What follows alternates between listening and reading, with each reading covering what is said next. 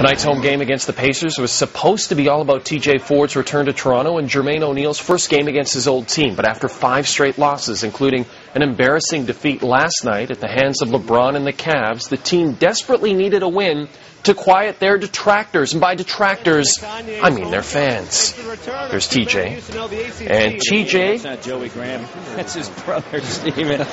Was in the lineup. But you know who wasn't? Anthony Parker. Sprained ankle. Snapped that 103 consecutive game streak.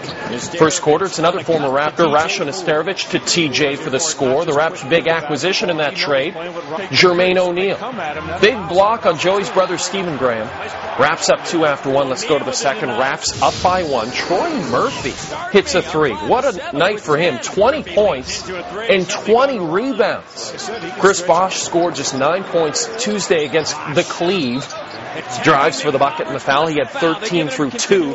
Jason Capono starting in place of the injured Parker. He had 15 points in the first half. The Raptors had the lead. The Raptors have the lead. And then they go on a 13-0 run in the third. Capono another 3. Jamario Moon flies in for the putback jam off the O'Neal miss. Dying seconds of the quarter, O'Neal sticks it. Raps lead by 11. The Raptors have the lead. We go to the fourth. Andrea Bargnani grabs the offensive board, kicks it back to Capono, his third triple. He had a season-high 25 points. Next possession, Bosh would drive and score. He finished with 21 on this night.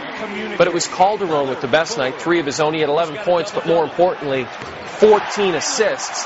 As Jay Triano becomes the first Canadian-born head coach to win an NBA game, and more importantly for the Raps, they snapped that season-long losing skid at 5 games. It's the first time in 7 games the Raps have scored more than 100 points. And by the way, Calderon also set a new franchise record, making his 52nd consecutive free throw.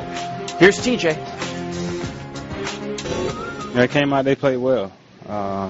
It's going to be tough to beat teams when they come out and shoot 50% for the game. I think, they was determined not to let me come in here and get a win. But they played, I think, like everyone was expecting them to play. They played with a lot of energy. I think we've been taking steps in the right direction. We had good intensity throughout the whole game. We got a lot of performance from different guys. So, yeah, I mean, I'm happy to get the win for the guys in the locker room that have, put up with the change over the last week.